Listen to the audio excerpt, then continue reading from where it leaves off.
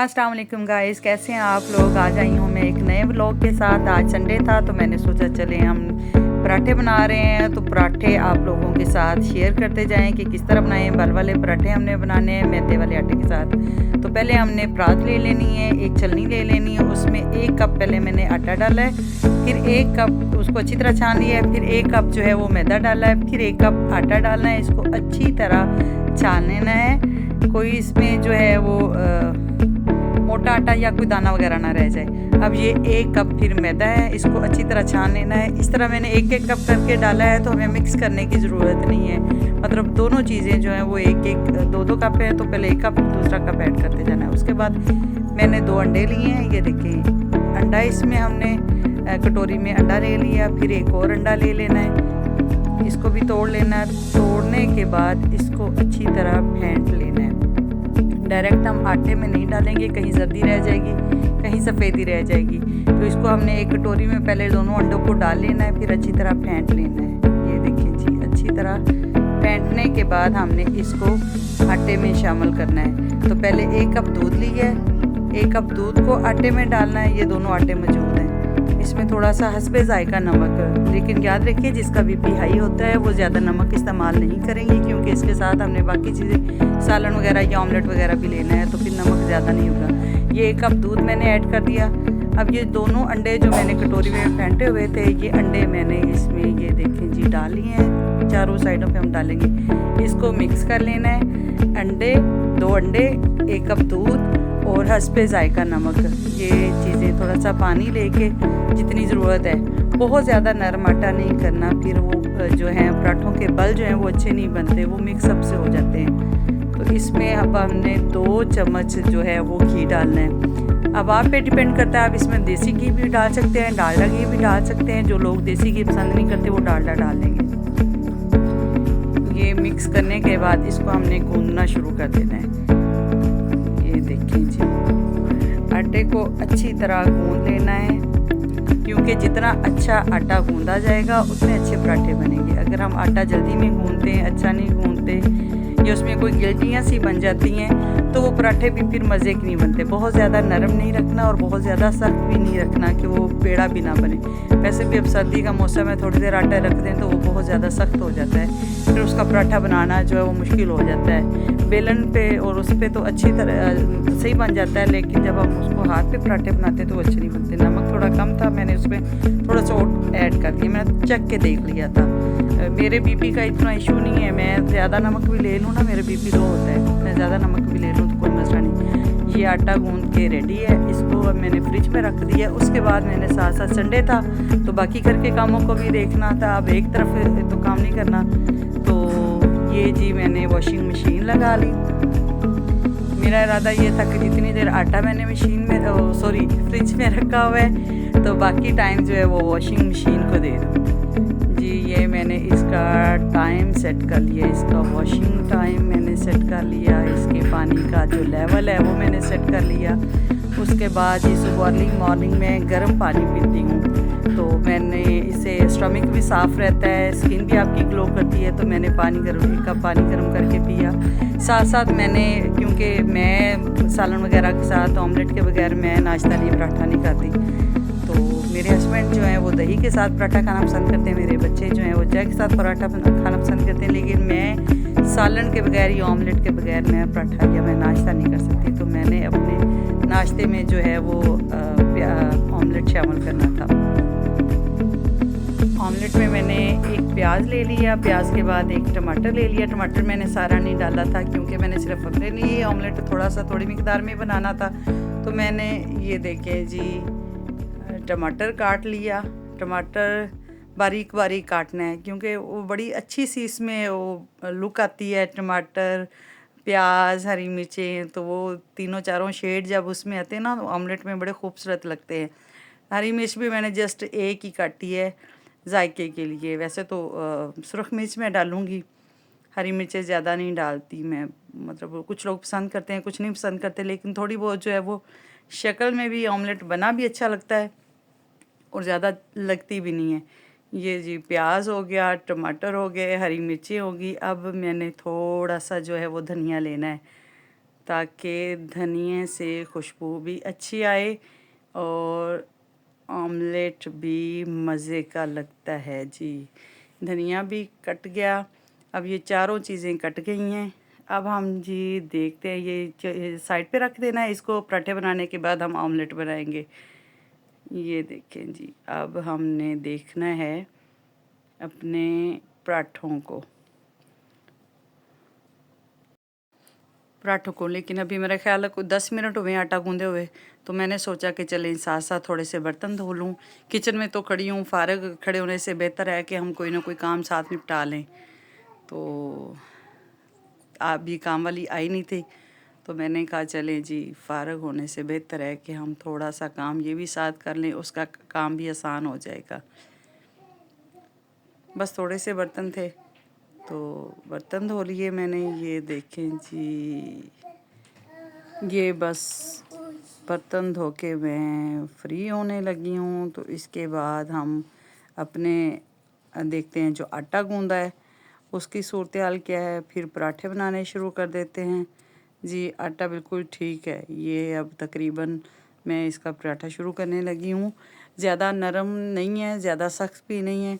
मेरी कोशिश होती है कि मैं जब किचन का काम कर रही होती हूँ तो ये एक ऐसा टाइम है जो मैंने अपने वालिद साहब के लिए और अपने भाई के लिए मुख्तस किया हुआ है कि इस टाइम पे मेरी कोशिश होती है मैं किसी से बात ना करूं, बिल्कुल भी किसी किस्म की। तो मैं उनके लिए दुआ करती हूं, क्योंकि ये जो कुछ भी है वो मेरे वालिदैन की मेहनत का नतीजा है कि आज मैं जिस ओहदे पे हूँ, जिस जगह पे हूँ, तो हर टाइम मैं अल्लाह ताला का शुक्र अदा करती हूँ कि अल्लाह ताला ने मुझे मेरी औकात से बढ़ के नवाजा है। अल्हम्दुलिल्लाह सुम्मा अल्हम्दुलिल्लाह। उससे बड़ी बात है कि सुकून है, जितना कुछ रब ने मुझे दिया है, जिस चीज़ से भी नवाजा है उसमें तस्कीन है। तो मैं इस टाइम पे ख़ास तौर पे किचन में इंटर होती हूँ तो सबसे पहले दुरूद शरीफ पढ़ती हूँ। उसके बाद रब्बिरहमहुमा कमा रब्बयानी सगीरा, अपने वालिद साहब के लिए और अपनी भाई की मग़फ़िरत के लिए कि अल्लाह ताला उनको जन्नतुल फ़िरदौस में आला मुकाम दे। बाकी घर के जितने भी काम मैं करूँ, दाएं बाएं फिरती रहूँ, बातें बुतें करती रहती हूँ, लेकिन कोशिश होती है कि किचन के टाइम पे मैं कोई और बात ना करूँ। तो ये हमने बल वाले पराठे 2 पेड़े कर लिए हैं। इसी तरह हमने थोड़ा सा आटा लेना है। आटे पे आपने जितना भी घी, बहुत ज़्यादा घी लगाने की ज़रूरत नहीं है क्योंकि इसमें हमने ऑलरेडी घी डाला हुआ है। तो दोनों तरफ से उसको लपेट लेना है। लपेटने के बाद वो जो लंबा सा पेड़ा बन जाएगा उसको एक गोल पेड़े की शक्ल दे देनी है। पेड़े बनाने के बाद अब हमने इसको बेल लेना है। ये 2 कप आटा और 2 कप मैदा, इससे गालबन 7 पराठे बन जाएंगे। ये मैंने 4 पेड़े बना लिए हैं तो तकरीबन 5 पराठे हम बनाएंगे। इसी तरह पेड़े जो हैं उनको बना के रख लेना है कोई 5-6 मिनट के लिए, ताकि वो बिल्कुल अच्छे से रेडी हो जाएं। तवा गर्म होने तक जो है वो हम साथ साथ पराठा जो है वो बेल लेंगे। आँच आपने बिल्कुल नॉर्मल रखनी, बहुत ज़्यादा तेज़ आँच नहीं रखनी। तेज़ आँच से पराठे जल जाएंगे। जितनी कम आँच होगी उतने वो अच्छे क्रिस्पी से पराठे बनेंगे, ज़्यादा जलेंगे नहीं। ज़्यादा जला हुआ या फिर कच्चा सा पराठा अच्छा नहीं लगता। नॉर्मल हीट पे पके और नॉर्मल ही उसका कलर आए तो वो बड़ा खूबसूरत सा लगता है। पराठे भी ना ज़्यादा मोटे अच्छे लगते हैं, बारीक बारीक से पराठे अच्छे लगते हैं। तो ये हमने रोटी बेल लेनी है, नॉर्मल साइज़ में इसको बेल लेंगे, फिर इसको हाथों पे थोड़ा सा करके ना तो थोड़ा बड़ा कर लेंगे। अब साथ साथ हमने जो तवे को भी देखना है, तवा गरम हो गया है। आँच का आपने ध्यान रखना है, आँच तेज़ नहीं होनी चाहिए। कम आँच पे पराठे बड़े अच्छे बनते हैं, बड़े क्रिस्पी बनते हैं। ये देखें, आहिस्ता से डालना है ताकि आपके कपड़ों पे या दाएं बाएं घी के छींटे ना जाएं। ये जो बल वाले पराठे होते हैं ये गोलाई में जैसे ऊपर डालते हैं ये इकट्ठे हो जाते हैं, तो बस ये थोड़ा सा ध्यान रखना है एकदम से इकट्ठे ना हो।